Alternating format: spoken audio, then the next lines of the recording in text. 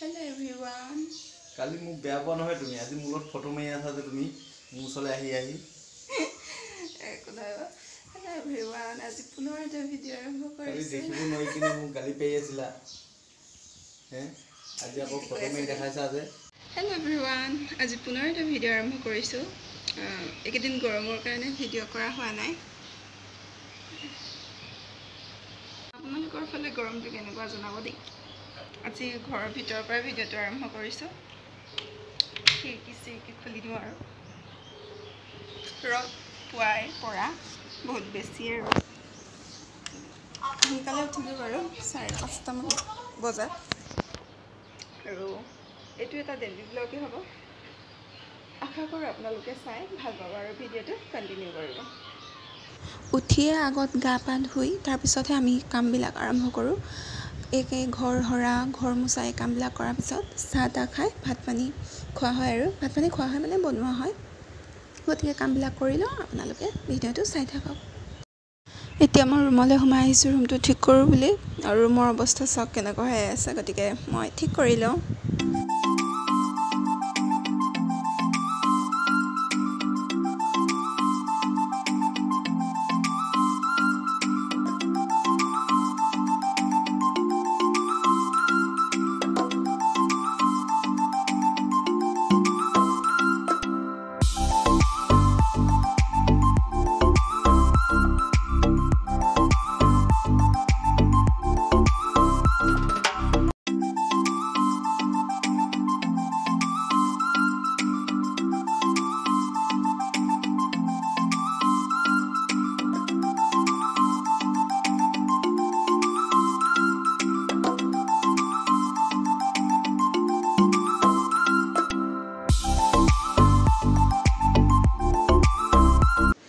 ৰাতিপুৱাই ফুলগছবিলাকত পানী দি দিছোঁ, কাৰণ দুদিন মই মাজতে নিদিলোঁ, তাতে বহুত বেছি গৰম, এয়া শুকাই গৈছে। যিহেতু জীয়াই থাকিবলৈ সকলোকে পানীৰ প্ৰয়োজন, মানুহকো আৰু গছ গছনিকটো বিশেষকৈ, কাৰণ গছ গছনি থাকিলেহে মানুহ থাকিব, নহয়নে? আৰু এয়া মানুহজনে আহি ভাতৰ কথা সুধি আছে, কাৰণ তেওঁ এফালে যাব, আৰু গাঁৱৰ জেগাততো সোনকালে ভাত পানী হৈয়ে যায়, যিহেতু সোনকালে উঠা হয় আৰু সোনকালে খোৱাও হয় দেই। আৰু গৰমত সোনকালে কাম বনবিলাক মানে কৰি আজৰি হ'লে নিজৰে ভাল লাগে, অলপ ছাঁত বহিব পাৰি। যদি কাম বনবিলাকে আমি দেৰিকৈ কৰোঁ তেনেহ'লে ইমান গৰমত আৰু কৰি থাকিব নোৱাৰি। এয়া আৰু ফুলগছবিলাক কি হৈছে মানে ছাগলী পোৱালিবিলাকে খাই দিছে। আমাৰ ঘৰত ছাগলী পোৱালি আছে যে, আৰু ৰাতিপুৱা শুই উঠি যেতিয়া ফুলবিলাক ফুলি থকা দেখোঁ মনটো ভাল লাগি যায়, নহয়নে? আপোনালোকৰো লাগে চাগে ন? গতিকে ভিডিঅ'টো কণ্টিনিউ কৰিব। মোৰ ভিডিঅ'ত আপোনালোকে চৰাই চিৰিকটিৰ মাত শুনিয়ে থাকিব, আৰু চৰাই চিৰিকটিৰ মাতবিলাক শুনি বেয়া নালাগে, হয়নে? সেইকাৰণে মই মানে এই বেকগ্ৰাউণ্ডত একো চাউণ্ড দিয়া নাই, এই চৰাই চিৰিকটিৰ মাতবিলাকে ৰাখিছোঁ, যিহেতু শুনি ভাল লাগে। আজি পুনৰ ভিডিঅ'টো কণ্টিনিউ কৰিছোঁ। কালি নকৰিলোঁ কাৰণ কালি ইমান বেছি গৰম দিলে, মানে মই আৰু মোবাইলটো ল'ব নোৱাৰিলোঁ, ইমান বেছি গৰম। যেনে তেনে কামবিলাক কৰিলোঁহে, যিবিলাক কৰণীয় কাম, সদায় যিবিলাক কৰিবই লাগে বোৱাৰী মানুহৰ কাম, সেইবিলাক কৰিলোঁহে। তাৰপিছতে মোবাইলটো লোৱাৰ মোৰ ধৈৰ্য নাথাকিলে, সেইকাৰণে ভিডিঅ' নকৰিলোঁ, আৰু সেইকাৰণে ভাবিছোঁ আজি কণ্টিনিউ কৰোঁ। আজিও একেই বতৰ, ৰ'দ দিব। এতিয়া 8:30মান হৈছে, অলপ ঠাণ্ডাই হৈ আছে, মানে এতিয়া অলপ কৰিব পাৰিম আৰু ভিডিঅ'। আৰু মই আজি ভাবিছোঁ চুলি ওলাই আছে, আজি মই চুলিত তেল লগাই থৈছোঁ, ধুবলৈ হ'ল। আজি ভাবিছোঁ অলপ ছালৰ যতন লওঁ, বিলাহী লগাম বুলি ভাবিছোঁ, বিলাহী আৰু চেনি। কি হয় নাজানো, মানে লগাওঁ মই আগতেও, সেইকাৰণে লগাম। এয়া লৈছোঁ বিলাহী এফাল, আৰু ইয়াতে মই চেনি দি লৈছোঁ, আৰু এইখিনি এতিয়া মই মুখত লগাম।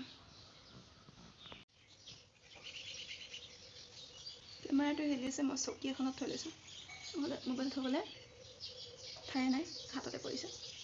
এইখিনি মই 15 মিনিটমান থ'ম, তাৰপিছত পৰিছে বুলি থ'ম, আৰু তাৰপিছতে ধুই দিম। আগতেও লগাওঁ, সেইকাৰণে লগাইছোঁ। আজিকালি যতন লোৱা নহয়, চুলি তেনেকেই থাকি যায়। বোৱাৰী হোৱাৰ পিছত এনেকুৱাই হয়, চাক দিয়ে বুলি নকওঁ, হয়, কাৰণ ছোৱালী থাকোঁতে কলেজ গৈ থাকোঁতে যতন লৈছিলোঁ, আৰু এতিয়া নলওঁ, সময় পালেও লোৱাই নহয়।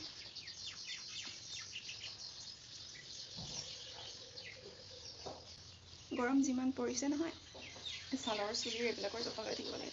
আৰু কেমেৰাটো হিলিছে বহুত, কাৰণ মই হাতে ধৰি আছোঁ চকীখনত পৰি যাব যে নহ'লে। এয়া হৈ গ'ল আপোনালোকক 15 মিনিটমান পাছত ধুই আহিলোঁ, মুচি ওলালোঁ মুখখন।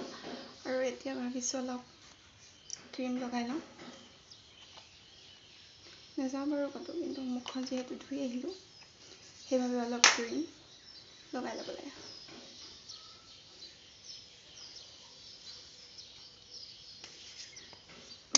ছালৰ কেতিয়াবা ছালৰ যতন লৈ থাকিব লাগে, নিজকে ধুনীয়াকৈ ৰাখিব লাগে। মানে যিমান পৰা যায় আৰু যিমানখিনি পাৰোঁ সিমানখিনি নিজকে ধুনীয়াকৈ ৰাখিব লাগে।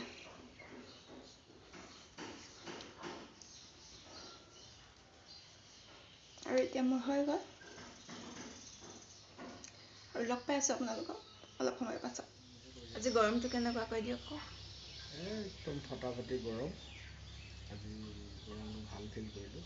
2024 চনত আজি হাইষ্ট পানী খাইছোঁ। এতিয়ালৈকে 8 লিটাৰ ওপৰত গ'ল পানী খালোঁ।